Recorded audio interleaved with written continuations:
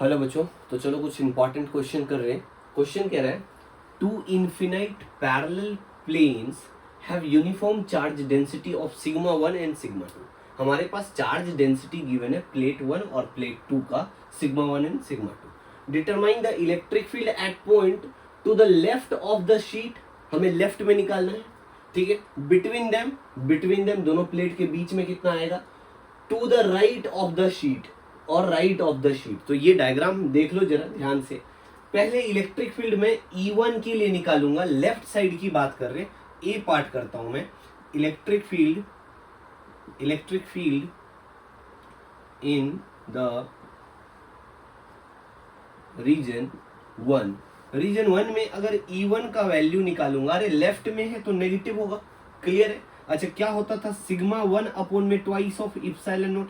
और मान लो let the unit vector between the plates is R cap, तो यहाँ पे आर कैप लगा दो, क्लियर है। पहला इक्वेशन समझ में आया। अरे इनफिनाइट प्लेन शीट में इलेक्ट्रिक फील्ड क्या था, सिग्मा अपॉन में 2 इप्सिलॉन नॉट, तो सिग्मा अपॉन में 2 epsilon not. But left side में देखो ना, डायग्राम देखो, लेफ्ट ऑफ द शीट, तो अगर पहला इनफिनाइट प्लेन शीट है, इसके लेफ्ट में निकाल रहे तो ये आएगा E2 का वैल्यू कितना आ जाएगा भाई, माइनस सिग्मा 2 अपॉन में ट्वाइस ऑफ इप्सिलॉन नॉट और आर का कैप, ये दूसरा आ गया। अच्छा, दोनों को ऐड करूंगा, बोलो हाँ, तो E जो आएगा हमारे पास टोटल 1 के लिए, वो क्या आ जाएगा, E1 प्लस में E2, दोनों को ऐड कर दोगे क्या, माइनस में सिग्मा 1 अपॉन में twice of epsilon naught R cap, और माइनस में सिग्मा 2 अपॉन में twice of epsilon naught R cap, clear है। माइनस कॉमन आ रहा है और तो कुछ कॉमन नहीं आ रहा, 2 इप्सिलॉन नॉट कॉमन बन जाएगा, तो क्या आएगा, माइनस सिग्मा 1 और माइनस में सिग्मा 2 भी होगा, यस और नो, सिग्मा 1 सिग्मा 2 आ गया, इनटू में क्या आएगा, आर का क्या पाएगा अपॉन में ट्वाइस ऑफ इप्सिलॉन नॉट। ये जो है इलेक्ट्रिक फील्ड हमारा पहला रीजन का आ गया, क्लियर हुआ बच्चों। ये बहुत इंपॉर्टेंट क्वेश्चन है, बता रहा हूं मैं, बहुत ज्यादा इंपॉर्टेंट क्वेश्चन है। ऐसे क्वेश्चंस आपको पेपर में देखेंगे, जरूर देखेंगे आप लोग, ठीक है। तो जब भी electric field left of the sheet निकालोगे, E1 और E2 का वैल्यू ये आएगा, क्लियर है, समझ में आया। अब दूसरा पार्ट करो, इसको इरेज कर देता हूं। चलो जी, देखो आगे की कहानी देखो।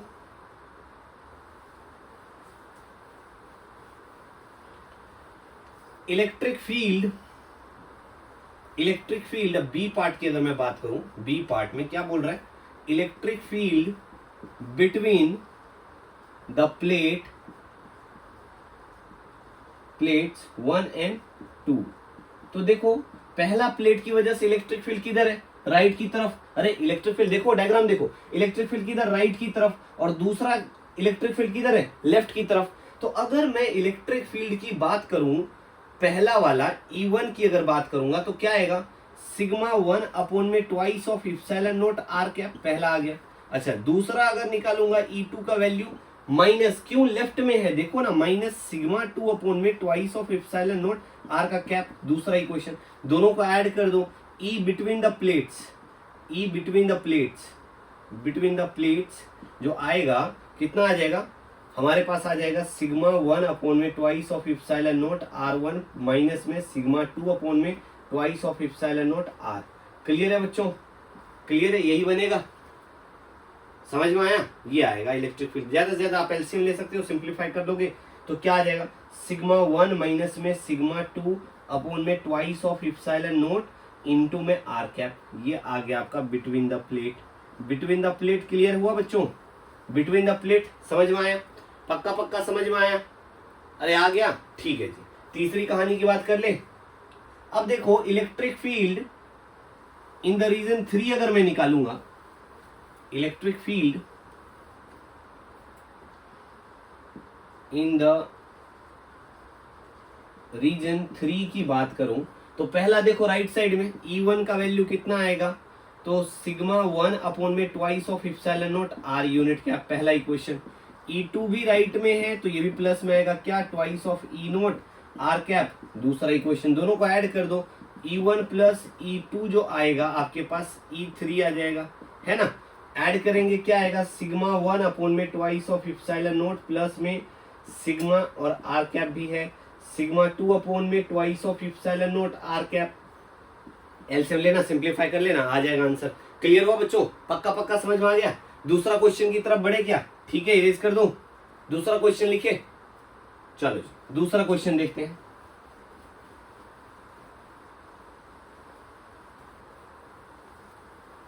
Simple pendulum consists of a small sphere of mass m suspended by a thread of length L। एक हमारे पास सिंपल पेंडुलम हमने बनाया जो कि एक मास से कनेक्टेड है ना? क्या है? Small mass, small sphere of mass m suspended bye a thread of length L। The sphere carries a positive charge Q। The pendulum is placed in a uniform electric field of strength E directed vertical downward. देखो हमारे पास क्या है, एक यहाँ पे मान लो, एक हमारे पास यहाँ पे मान लो एक स्फीयर है, राइट, जिसका चार्ज Q है, जिसके पास चार्ज Q है, इसका लेंथ L है, ऐसा कुछ गिवन है, और वर्टिकल इधर इलेक्ट्रिक फील्ड E गिवन है। देखो ना, बोल रहा है ना, E डायरेक्टेड वर्टिकली डाउनवर्ड्स, नीचे की तरफ इलेक्ट्रिक फील्ड है ना? तो उसके बाद क्या बोल रहा है? Find the period of oscillation of the pendulum due to the electrostatic force acting on the sphere. एक बात बताओ, जब भी चार्ज को इलेक्ट्रिक फील्ड में रखेंगे तो चार्ज पे फोर्स एक्सपीरियंस होगा, मालूम है ना? बोलो मालूम है? अरे बच्चों, फोर्स का फॉर्मूला हमने electric field is defined as force पर यूनिट चार्ज लिखा था क्या? तो एक बात बताओ, फोर्स बराबर क्या हो जाएगा? E इंटू में Q। अरे E इंटू क्यू ही तो फोर्स है जो इस चार्ज पे एक्सपीरियंस हो रहा होगा। अब जरा कहानी को समझते हैं, ये तो मैंने आपको रिमाइंड करा दिया, याद रखना इस बात को। तो देखो क्वेश्चन कह जो रहा है उस हिसाब से हमें टाइम पीरियड निकालना है, टाइम पीरियड निकालना है। अब हुआ क्या, ये थोड़ा सा ऐसे मूव करके यहाँ पहुंच गया होगा, ऐसा कर लो, राइट, यहाँ पे पहुंच गया होगा, राइट, ये L लेंथ है, यहाँ से यहाँ तक X लेट कर लो, और मान लो यहाँ पे चार्ज Q है।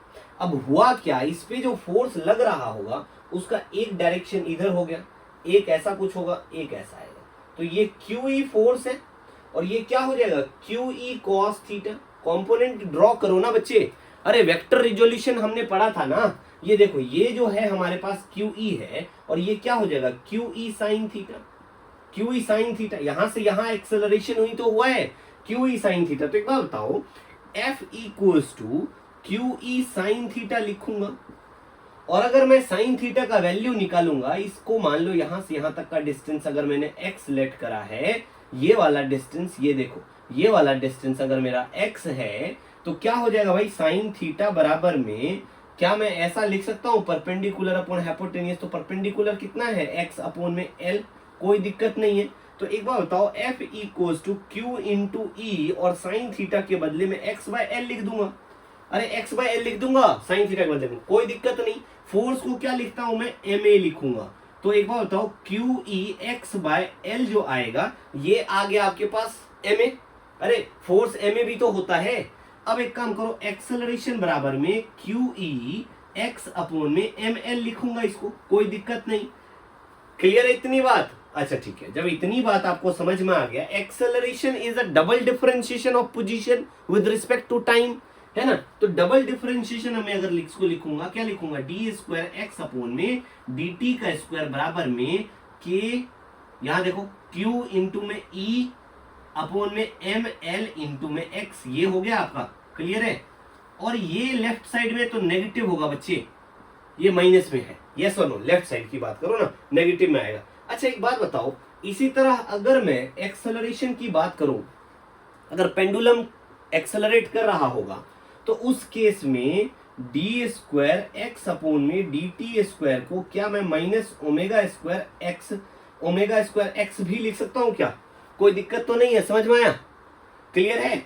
अब ये दोनों इक्वेशन को अगर मैं कंपेयर कर दूं, इक्वेशन 1 एंड इक्वेशन 2, अगर दोनों को कंपेयर करूंगा, तो क्या मैं माइनस क्यू ई अपॉन में M L X equal to minus omega square into X लिख सकता हूं? एक्स से एक्स कैंसिल हो गया, क्लियर हुआ? माइनस से माइनस कैंसिल हो जाएगा, तो ओमेगा बराबर में under root Q E upon में एम एल आ गया। और क्यू देखो यहाँ पे ओमेगा जो है, ओमेगा क्या होता है?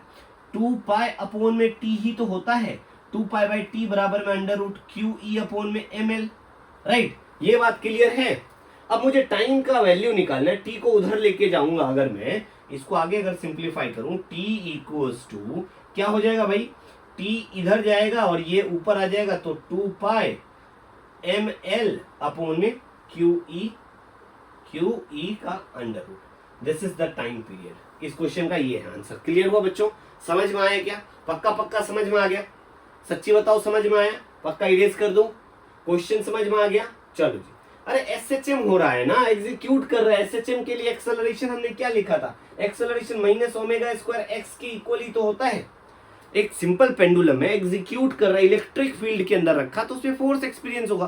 फोर्स एक्सपीरियंस करने की वजह से pendulum to and fro motion करेगा, जिसका वैल्यू क्या होता है? Minus omega square into X. That's why मैंने इस एक्सेलरेशन को माइनस ओमेगा स्क्वायर एक्स के इक्वल करा। क्लियर है? समझ में आया? नेक्स्ट क्वेश्चन करें, इरेज कर दो, लिख लिया? चलो जी नेक्स्ट क्वेश्चन को समझते हैं। नेक्स्ट क्वेश्चन मानो एक चार्ज है हमारे पास, चार्ज के इलेक्ट्रॉन ले लो। क्वेश्चन, एन इलेक्ट्रॉन मूविंग या moves a distance of 6 centimetre, distance of 6 centimetre in a moves a distance of 6 centimeter accelerated in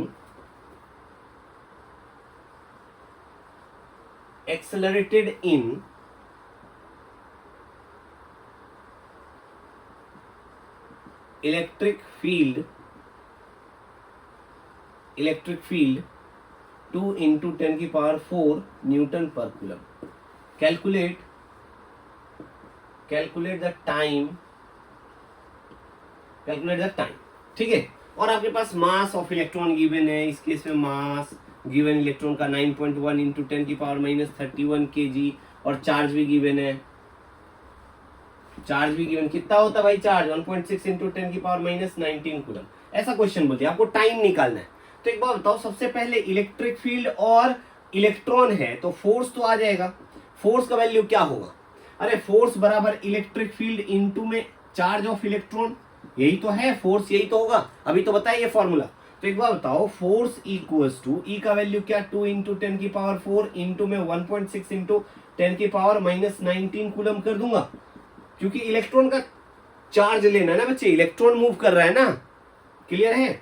तो क्या हो जाएगा? 3.2 इंटू में 10 की पावर माइनस 15 न्यूटन का फोर्स आ गया। इतनी बात क्लियर हो गया? बोलो हाँ। फोर्स आ गया। Force equals to M A बराबर 3.2 इंटू 10 की पावर माइनस 15 न्यूटन है। ए बराबर में क्या आएगा? 3.2 इंटू 10 की पावर माइनस 15 अपॉन में मास ऑफ इलेक्ट्रॉन कितना? 9.11 इंटू 10 की पावर माइनस 31। तो एक्सेलरेशन का यूनिट क्या होता है? मीटर पर सेकेंड स्क्वायर में आ जाएगा। अच्छा एक काम करो, ए बराबर में 3.2 अपॉन में 9.11 इंटू 10 की पावर माइनस 15 प्लस 31। अरे देखो ना, 31 नेगेटिव है ना, ऊपर जाएगा पॉजिटिव हो जाएगा। अरे नेगेटिव है, ऊपर गया पॉजिटिव हो जाएगा। और बेस से मैं तो पावर ऐड कर दिया मैं, अब जो है यहाँ पे 16 आ गया। तो ए का वैल्यू सबसे पहले हम निकाल लेते। ए इक्वल्स टू 3.2 अपॉन में 9.11 इंटू 10 की पावर 16 आ गया मीटर पर सेकेंड स्क्वायर। कोई दिक्कत नहीं, इतनी बात क्लियर है? आप बोलो सर डेसिमल हटा के इसको भी सॉल्व कर लो ना, मजा आ जाएगा। इसको डेसिमल हटाओ, इसको हटाओ, 1 0 कर दो। तो एक बात बताओ, 3200 अपॉन में 911 इंटू में 10 की पावर 15 मीटर पर सेकेंड स्क्वायर लिख सकता हूँ एक्सेलरेशन को। अब इसको सॉल्व करना बहुत इजी है, डिवाइड कर देंगे, हमारा आंसर कुछ ना कुछ तो आ ही जाएगा बच्चों। देखो 3200 911 3 टाइम पे करो, है ना, क्या हो जाएगा? तो 33 27, तो 10 में से 7 9 में से 6 और ये हो गया 11 में से फिर 7 जाएगा तो कितना आ जाएगा? 4। ये खत्म हो गया, है ना बच्चों? इतनी बात क्लियर है? डेसिमल डालो, पॉइंट डालो। अब देखो कुछ इतना हो रहा, 4 टाइम पे करोगे 5 टाइम पे ज्यादा हो जाएगा। करके देखो, 5 टाइम पे हो रहा है, 5 टाइम पे कर दो, कितना हो गया? 55 और 45, ऐसा कुछ होगा। ठीक है, तो 5 और ये 1 और ये आपका 1 और ये खत्म, एक और 0 डाल दो, 5 1। अप्रोक्सीमेटली क्या आ गया, ए बराबर में 3.51 इंटू 10⁻15 मीटर पर सेकेंड। ये एक्सेलरेशन आ गया बच्चों। एक्सेलरेशन मिल गया, डिस्टेंस आपको मालूम ही है, मतलब एस का वैल्यू मालूम है 6 सेंटीमीटर। तो मीटर में तो आपको करना पड़ेगा क्योंकि ऐसा यूनिट में करना होता है, जब भी न्यूमेरिकल सॉल्व करेंगे ऐसे यूनिट लेंगे। तो एस बराबर में 6 इंटू 10⁻⁻2 मीटर। क्लियर है, एस भी आ गया। एक बात बताओ, S equals to U T plus में हाफ एटी स्क्वायर, जो फॉर्मूला अगर मैं निकालूंगा तो टाइम मिल जाएगा ना भाई, टाइम ही तो निकालना था इसमें। टाइम बराबर ऐसा लिख सकता हूं मैं, अच्छा इनिशियली फ्रॉम रेस्ट, जब एक्सेलरेट कर रहा था, accelerate in electric field from rest, from rest, ठीक है, रेस्ट से करना शुरू करा, याद रखना। तो यू को तो 0 कर दो। तो एक बार बताओ, एस बराबर में क्या हो गया, हाफ ऑफ एटी स्क्वायर हो जाएगा। अब यही वैल्यू उठाना है क्योंकि यूटी 0 हो गया भाई। अब इसी क्वेश्चन को मैं यहां कर रहा हूं, एस कितना है 6 इंटू 10⁻⁻2 इंटू में 2 कर दो। अरे ये 2 डिवीजन में है ना, इधर लेके जाओ मल्टीप्लाई में चला जाएगा। 2 यहाँ डिवीजन में बच्चे, इधर लेके जाओगे मल्टीप्लाई में आ जाएगा। बराबर में क्या हो जाएगा, ए टी का स्क्वायर, टी ही तो निकालना है। तो 6 2 जा 12 हो गया, 12 इंटू 10⁻⁻2 अपॉन में ए बराबर में टी, और इसका अंडर रूट कर दो। ठीक है, T must be equals to 12 into 10⁻⁻2 upon acceleration कितना आया हमारे पास 3.51 इंटू में 10⁻15 है, ऊपर जाएगा। तो एक काम करो, t बराबर में 12 इंटू 10⁻⁻2 और -15, ये जो पॉजिटिव है नीचे ऊपर जाएगा तो नेगेटिव हो जाएगा, 17 हो गया। कोई दिक्कत है बच्चों, नहीं ना, और 3.51 रहने दो। अब इसको सॉल्व करते हैं हम, देखते हैं क्या हो जाएगा। अगर मैं यहां से 3.51 और 12 लिखता हूं तो 2 डेसिमल हटा के 2 0 डाल देता हूं, है ना। 4 टाइम पे नहीं हो सकता, 3 टाइम पे करूंगा, कितना आएगा 3, ऐसा कुछ आएगा, राइट। अब एक काम करो, 7 और ये हो गया 9 में से 5 गया 4, और ये 11 हो जाएगा, 11 में से 1 ही आएगा, ये खत्म हो जाएगा। फिर डेसिमल 0, है ना,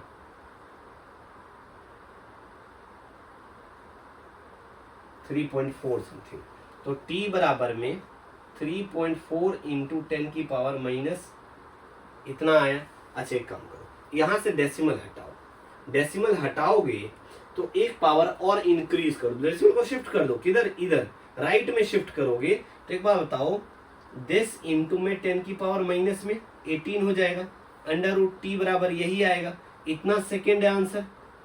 अब 34 है, 36 होता तो 6 आ जाता, तो 5.8 समथिंग, टी बराबर में 5.8 इंटू में 10⁻⁹ सेकेंड आंसर अप्रोक्स जो आएगा बच्चे, इतना आना चाहिए। आप बोलोगे कैसे निकाल लिया सर आपने, अरे 36 होता तो आपको मालूम है रूट में 36 होता तो 6 होता उसका स्क्वायर रूट, और 10 की पावर क्या है -18 है, तो -18 है, -9 का स्क्वायर नहीं लिख सकता क्या, लिख सकता हूं, समझ में आया, समझ में आया क्या, फिर से लिख के दिखाऊं, चलो पहले लिख लो, इतनी बात लिख लो, एक बार लिख लिया, इरेज कर दूं। इसी बात को मैं समझा देता हूं थोड़ा सा आपको। देखो मैंने क्या किया बच्चों, देखो इसको उठाओ, इसको सॉल्व करना सिखाता हूं। देखो t बराबर में अंडर रूट 34 है, इंटू में क्या 10⁻⁹ का स्क्वायर, अरे 18 को ऐसा लिख सकता हूँ, -18 ही तो आएगा, क्लियर है, -18 ही आएगा। अच्छा 34 है, 36 होता है अप्रोक्सीमेटली तो 6 आ जाता है स्क्वायर रूट, 34 है भाई, 34 है तो 5 पॉइंट समथिंग, अब कितना नजदीक है, बहुत नजदीक इसके, तो 8 या 7 होगा अप्रोक्सीमेटली। तो टाइम बराबर में 5.8 इंटू में 10⁻⁹ अप्रोक्सीमेटली इतना second. This is answer, this is answer. Clear हुआ बच्चों, पक्का पक्का क्लियर हुआ, जल्दी लिखो। नेक्स्ट क्वेश्चन देखते हैं बच्चे। क्वेश्चन कह रहा है 4 equal point charges each 16 microcoulomb are placed on the 4 corners of a square of side 0.2 meter. Calculate the force on any one of the charges. तो एक काम करो, सबसे पहले हमारे पास यहाँ पे क्या है, ऐसा सा एक स्क्वायर है, राइट, स्क्वायर हमने रखा, राइट, हर पॉइंट पे चार्ज है Q1 Q2 Q3 Q4, ये मान लो 4 चार्ज है। अच्छा डिस्टेंस भी गिवन है, मान लो ना अभी के लिए A है, A है, A है, ये भी A है, कोई दिक्कत नहीं है। अच्छा एक बात बताओ, Q1 Q2 पे फोर्स लगाएगा इस डायरेक्शन, बोलो हाँ। अरे Q1 Q2 पे फोर्स लगाएगा इस डायरेक्शन में। अच्छा Q3 Q2 पे, देखो Q1 Q2 पे लगाए इस डायरेक्शन में, Q3 भी लगाएगा इस डायरेक्शन में, तो फोर्स किधर जाएगा, इधर जाएगा। यस और नो, रिजल्टेंट फोर्स किधर जाएगा, इधर जाएगा। क्लियर हुआ। तो देखो 3 चार्ज होता तो बहुत इजीली निकाल लेते, बट चौथा चार्ज का भी तो फोर्स होगा, चौथा चार्ज भी तो इसको इधर की तरफ धक्का देगा। तो देखो एक ही डायरेक्शन में नहीं जा रहा क्या, चौथा चार्ज भी इधर जा रहा है, इधर ही फोर्स लगा रहा है, और इसका रिजल्टेंट फोर्स भी इधर ही है, तो टोटल फोर्स ऐड हो जाएगा। यस और नो। अरे नहीं समझ में आया, Q1 Q2 पे फोर्स लगा इस डायरेक्शन में, रिपेल करेगा, इक्वल चार्जेस है ना, देखो ना आइडेंटिकल चार्जेस है हर जगह। उसने क्या बोला है, 16 माइक्रोकूलम का चार्ज हर जगह रखा है। देखो तो Q1 Q2 पे लगाएगा, रिपल्शन होगा, Q3 Q1 पे रिपल्शन होगा। तो भाई इधर जा रहा है, इधर जा रहा है, इसका वेक्टर सम कहीं इधर जाएगा। और Q4 भी तो Q2 पे लगाएगा इस डायरेक्शन में। यस और नो, वो भी इधर ही जा रहा है, तो सेम डायरेक्शन में जा रहा है, तो फोर्स ऐड हो जाएगा ना। क्लियर है, समझ में आया। तो चलो मैं पहला निकालता हूं, फोर्स ऑन 2 ड्यू टू 1, तो क्या आएगा, K Q1 Q2 अपॉन में A का स्क्वायर। पहली बात क्लियर है। अच्छा F23 निकालो, क्या आएगा, K Q1 sorry Q2 Q3 upon में A का स्क्वायर। दूसरी बात आ गया, अब ये दोनों का मैग्नीट्यूड सेम ही तो है।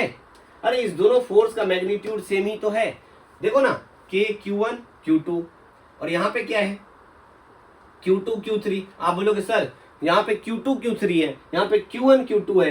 अरे यार एक बात बताओ, Q1 बराबर Q2 बराबर Q3 बराबर Q4 नहीं कह रहा क्वेश्चन, क्या क्वेश्चन कह रहा है ना ये बात, Q1 जितना है उतना ही Q2 है, उतना ही Q3 है, उतना ही Q4 है। तो एक बात बताओ, इसको मैं अगर लेट कर लूं, लेट F21 बराबर में F23 बराबर में F लेट कर लेता हूं। रिजल्टेंट फोर्स कैसे निकालते थे अपन लोग, तो resultant force F resultant must be equals to F21 का स्क्वायर प्लस में F23 का स्क्वायर प्लस में ट्वाइस ऑफ F21 इंटू में F23 इंटू में cos थीटा। एक बार बताओ cos थीटा यहाँ पे कितना डिग्री एंगल हो जाएगा, भाई इधर जा रहा है इधर जा रहा है, देखो एंगल तो यहाँ पे कितना डिग्री बनेगा, 90 डिग्री बनेगा। तो ये तो जीरो हो जाएगा। यस और नो, ये वैल्यू जीरो हो जाएगा। cos 90 जीरो होता है, ये वैल्यू जीरो हो गया। तो बचा क्या हमारे पास, एफ आर बराबर में अंडर रूट एफ का स्क्वायर प्लस में एफ का स्क्वायर, यही तो आएगा। ये भी एफ है, ये भी एफ है, तो एफ आर बराबर में under root twice of F square, तो रूट 2f आ गया। क्लियर हुआ बच्चे, रिजल्टेंट फोर्स आ गया। अब हमें निकालना है F2 बिकॉज ऑफ 4 चार्ज, चौथे चार्ज की वजह से। देखो ना Q2 पे निकाल रहे हो ना बच्चों, Q2 है यहाँ पे, और इसकी वजह से निकालोगे तो आपको इतना डिस्टेंस भी तो जानना पड़ेगा। अरे मान लो ये A है, ये B है, ये C है, ये D है, तो D से B तक का डिस्टेंस भी तो जानना पड़ेगा। वो डायगोनल है, डायगोनल का डिस्टेंस कैसे निकालेंगे, तो आपको मालूम है a square plus a square का अंडर रूट कर दोगे तो d आ जाएगा, दैट इज db का डिस्टेंस आ जाएगा, तो db बराबर में रूट 2a आ गया। क्लियर हुआ डिस्टेंस। तो चलो जी, अब क्या आएगा, k q4 q2 अपॉन में r बोले तो रूट 2a का स्क्वायर हो जाएगा। क्लियर है, इसको क्या लिखोगे, k q4 q2 अपॉन में 2a का स्क्वायर। क्लियर हुआ, ये फोर्स और ये फोर्स ऐड कर देंगे, टोटल फोर्स आ जाएगा। तो F टोटल बराबर में F24 प्लस में ये कितना आएगा, रूट ट्वाइस ऑफ F है, और इसका वैल्यू क्या है, Ft बराबर में K Q4 Q2 अपॉन में 2a का स्क्वायर प्लस में रूट 2k। चलो बच्चों, ये तो F आप लोगों ने निकाल लिया था, हमें क्या निकालना है, फोर्स ऑन B। तो रिजल्टेंट ये इधर जा रहा था और इसको हमने Q4 भी तो फोर्स एक्सर्ट कर रहा था, तो उसको भी हमने ऐड कर दिया। अब इसकी वैल्यू फाइंड कर लो, FB निकाल रहे हो आप, तो एक बार तो रूट 2 की वैल्यू कितना 1.41 ले लो, और F का वैल्यू क्या है 9 इंटू 10 की पावर 9 इंटू में 16 इंटू 16 कितना, अरे 16 माइक्रोकूलम था ना, तो 16 इंटू 16 इंटू में 10 की पावर -12 हो जाएगा। अपॉन में R कितना है बच्चों, R है 0.2 का स्क्वायर। इसको सॉल्व कर लेंगे हम, और प्लस में क्या है इसकी वैल्यू। अच्छा एक और, तो यहाँ से यहाँ तक का डिस्टेंस कैसे निकालोगे, ये मान लो a है, ये भी a है, स्क्वायर है ना, तो साइड तो a था, तो ये क्या हो जाता रूट ए स्क्वायर प्लस ए स्क्वायर, तो 2 रूट में a, रूट 2a, इसीलिए मैंने रूट 2a लिखा है इसको। तो इसको ऐड करोगे क्या आएगा, k का वैल्यू 9 इंटू 10 की पावर 9 इंटू में 16 इंटू 16, ये भी वही है 256 इंटू में 10 की पावर -12, अपोन में क्या हो जाएगा, अपोन में रूट 2 बन गया 0.04। ठीक है, अब इसको सॉल्व कर लो, इससे मल्टीप्लाई कर लेंगे, सॉल्व करेंगे कितना आएगा 57.6 है ना, ये हमारा इतना फोर्स इंटू में 1.41 कर रहे हैं, इसको इससे 1.41 मल्टीप्लाई कर देंगे, ये फोर्स हो गया इंटू 1.41, और इसका जो वैल्यू आएगा आपका तो कितना आ रहा है, इसकी पूरी की वैल्यू हमने निकाला था कितना 57.6 डिवाइड बाई 2, तो कितना हो जाएगा 2 और फिर 8 और फिर 5, 28.5 अप्रॉक्सली आएगा, 5 है ना, 28.5 आएगा क्या, देख लो एक बार, 2 2 जा 4, फिर क्या आ गया 1 और यहाँ पे 7 16, फिर 4 1 4, ऐसा कुछ आएगा है ना।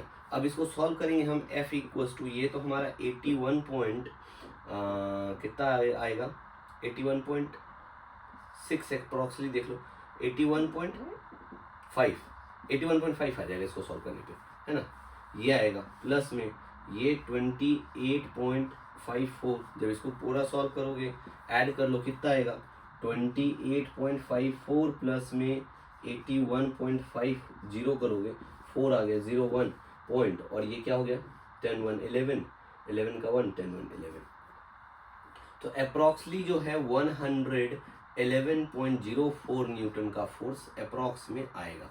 हो सकता है ये फोर्स का वैल्यू आपके पास 110 पॉइंट समथिंग भी आ जाए, 05 या 04 समथिंग कुछ आ जाएगा, या 4 न्यूटन, ऐसा भी गिवन हो सकता है। ये दोनों कैलकुलेशन पॉसिबल हो सकता है बच्चे, अपने हिसाब से कैलकुलेशन कर लेना, देख लेना। क्लियर है ये क्वेश्चन, समझ में आ गया, चलो आगे बढ़े, इतनी बातें क्लियर है। तो इस पे तो क्वेश्चन हमने कर ही लिया लगभग में, और भी कुछ क्वेश्चन कराते रहूंगा इस पे तो क्वेश्चन। अब आगे नेक्स्ट चैप्टर आज हम शुरू करने वाले हैं और सेकेंड चैप्टर को पढ़ेंगे आज।